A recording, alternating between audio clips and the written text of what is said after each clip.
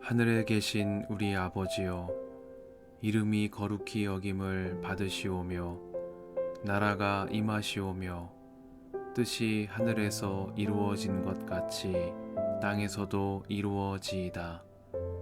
오늘 우리에게 일용할 양식을 주시옵고 우리가 우리에게 죄 지은 자를 사하여 준 것 같이 우리 죄를 사하여 주시옵고 우리를 시험에 들게 하지 마시옵고 다만 악에서 구하시옵소서. 나라와 권세와 영광이 아버지께 영원히 있사옵나이다. 아멘.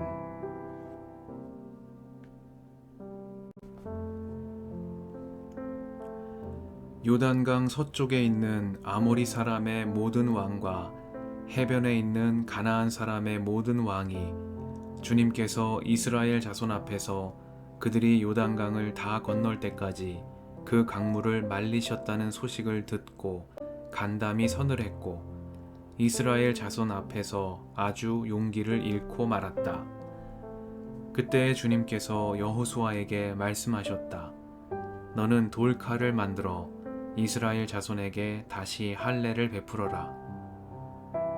그래서 여호수아는 돌칼을 만들어 기브앗 하아라롯 산에서 이스라엘 자손에게 할례를 베풀었다. 여호수아가 할례를 베푼 데는 이런 이유가 있었다. 이집트에서 나온 모든 백성 가운데서 남자 곧 전투할 수 있는 모든 군인은 이집트를 떠난 다음에 광야를 지나는 동안에 다 죽었다. 그때에 나온 백성은 모두 할례를 받았으나 이집트에서 나온 다음에 광야를 지나는 동안에 태어난 사람은 아무도 할례를 받지 못하였다. 이스라엘 자손 가운데서 이집트를 떠날 때에 징집 연령에 해당하던 남자들은 40년을 광야에서 헤매는 동안에 그 광야에서 다 죽고 말았다. 주님께서는 우리에게 젖과 꿀이 흐르는 땅을 주시겠다고 우리의 조상에게 맹세하셨지만 이집트를 떠난 조상이 주님의 말씀을 순종하지 않았기 때문에 그들이 젖과 꿀이 흐르는 그 땅을 볼 수 없게 하겠다고 맹세하셨다. 그들을 대신하여 자손을 일으켜 주셔서 여호수아가 그들에게 할례를 베풀었는데 그것은 광야를 지나는 동안 그들에게 할례를 베풀지 않아서 그들이 무할례자가 되었기 때문이다. 백성이 모두 할례를 받고 나서 다 낫기까지 진 안에 머물러 있었다. 주님께서 여호수아에게 말씀하셨다. 너희가 이집트에서 받은 수치를 오늘 내가 없애버렸다. 그리하여 그곳 이름을 오늘까지 길갈이라고 한다. 이스라엘 자손은 길갈에 진을 치고 그달 열 나흘날 저녁에 여리고 근방 평야에서 유월절을 지켰다. 유월절 다음 날 그들은 그 땅의 소출을 먹었다. 바로 그날에 그들은 누룩을 넣지 않은 빵과 볶은 곡식을 먹었다. 그 땅의 소출을 먹은 다음 날부터 만나가 그쳐서 이스라엘 자손은 더 이상 만나를 얻지 못하였다. 그들은 그 해의 가나안 땅에서 나는 것을 먹었다. 여호수아가 여리고에 가까이 갔을 때 눈을 들어서 보니 어떤 사람이 손에 칼을 빼들고 자기 앞에 서 있었다. 여호수아가 그에게 다가가서 물었다. 너는 우리의 편이냐, 우리의 원수 편이냐? 그가 대답하였다. 아니다. 나는 주님의 군사령관으로 여기에 왔다. 그러자 여호수아는 얼굴을 땅에 대고 절을 한 다음에 그에게 물었다. 사령관님께서 이 부하에게 무슨 말씀을 하시렵니까? 주님의 군대 사령관이 여호수아에게 말하였다. 내가 서 있는 곳은 거룩한 곳이니 너의 발에서 신을 벗어라. 여호수아가 그대로 하였다.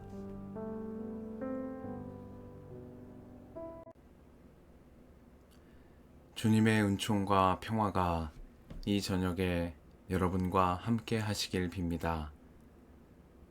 그때 주님께서 여호수아에게 말씀하셨다. 너는 돌칼을 만들어 이스라엘 자손에게 다시 할례를 베풀어라. 그래서 여호수아는 돌칼을 만들어 기브앗 하아라롯 산에서 이스라엘 자손에게 할례를 베풀었다. 말씀 앞에서 성령의 인도하심과 지혜를 구합니다.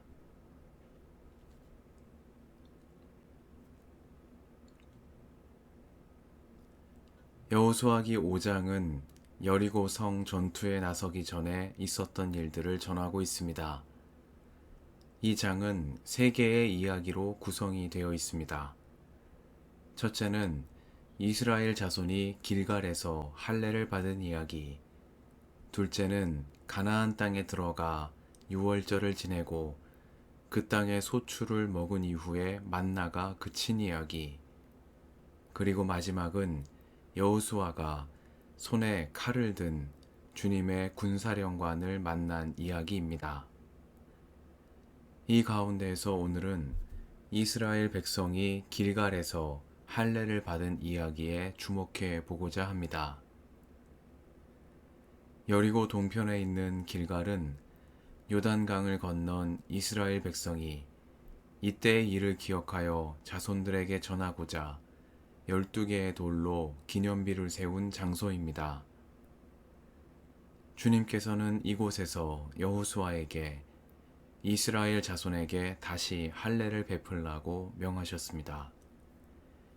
이집트에서 나온 다음에 태어난 사람은 아무도 할례를 받지 못했기 때문입니다. 할례는 오경 창세기에서 하나님께서 아브라함과 언약을 맺으시며 아브라함과 그 자손들이 지켜야 할 언약의 표로 삼으신 의례입니다. 여호수아기 5장은 여리고성 전투에 나서기 전 하나님과 맺은 언약의 표로서 할례를 받으며 주님께서 아브라함과 맺으신 언약을 되새기는 이스라엘 자손의 모습을 전하고 있습니다. 길갈에서 행한 할례는 이들이 곧 나서게 될 싸움의 의미를 백성들에게 각인시키는 행위이기도 했습니다. 여리고 전투가 가나안 족속들에 대한 사적 원한이나 악감정에 의한 복수 행위가 아니라 하나님께서 약속하신 땅을 차지하기 위한 물러설 수 없는 전투라는 점을 백성 모두에게 상기시킨다는 의미도 여기에 포함되어 있다고 하겠습니다. 그러나 초대 그리스도인들은 여호수아가 길갈에서 베푼 할례의 의미를 예수 그리스도를 중심으로 재해석했습니다. 교부 오리게네스는 여호수아가 행한 이 두 번째 할례의 의미가 육체의 할례가 아닌 마음과 영의 할례에 있다고 보았습니다. 첫 번째 할례는 율법의 상징인 모세를 통해 왔고, 두 번째 할례는 복음의 반석이신 예수님을 통해 왔다는 것입니다. 오리게네스는 여호수아가 돌칼을 만들어 할례를 행했다는 사실에 주목했습니다. 돌칼로 할례를 베풀었다는 것은 종종 바위에 비유되곤 하시는 예수님을 통한 마음과 영의 할례, 곧 복음으로 거듭난 삶을 뜻한다고 본 것입니다. 모세 역시도 오경 신명기의 말씀에서 이러한 마음의 할례에 대해 언급한 바 있습니다. 신명기 30장에서 모세는 주 당신들의 하나님이 당신들의 마음과 당신들 자손의 마음에 할례를 베푸셔서 순종하는 마음을 주실 것이라고 말씀했습니다. 마음의 할례를 베푸셔서 당신들이 마음을 다하고 정성을 다하여 주 당신들의 하나님을 사랑하며 살 수 있게 하실 것이라고 말했습니다. 이 말씀은 일면 주님의 율법과 규례를 따르는 삶은 강요나 억압만으로는 이룰 수 없는 삶의 방식이라는 말씀으로 들리기도 합니다. 그 몸에 할례의 흔적을 지닌 아브라함의 자손이라 할지라도 마음의 할례를 받아 말씀으로 거듭나야만 아브라함에게 약속하신 복된 삶에 이룰 수 있을 것이라는 모세의 교훈이 이 말씀 안에 담겨 있습니다. 그리고 이는 초대 그리스도인들이 오늘 본문의 의미를 마음과 영의 할례에서 찾고자 했던 맥락과 멀지 않을 것이라고 생각합니다.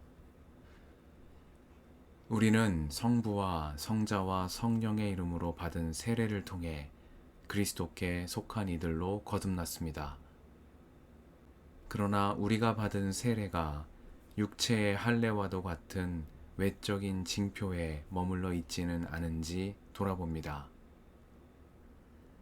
여호수아는 이미 할례 받은 적이 있었던 백성의 자손들에게 다시 할례를 행했습니다. 그리고 이로써 그들 조상이 하나님과 맺은 언약을 오늘 우리와 맺으신 생생한 언약으로 그들 가운데 다시금 세웠습니다. 바라기는 성령을 통하여 마음의 할례에 이르는 우리가 되게 해주시기를 간구드립니다. 주님께서 교회를 통해 베풀어 주신 세례를 귀한 언약의 표로 간직하되 마음으로 거듭나 살아계신 하나님과 동행하는 우리의 삶이 되게 해주시기를 이 저녁에 간구드립니다. 함께 기도하시겠습니다.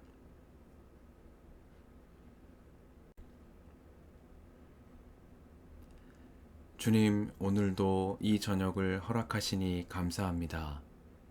교회를 통해 베풀어 주신 세례를 귀한 언약의 표로 간직하되 마음의 할례를 받아 날마다 살아계신 하나님과 동행하는 삶이 되도록 저희를 이끌어 주옵소서. 우리의 길과 진리와 생명이신 예수님의 이름으로 기도드립니다. 아멘.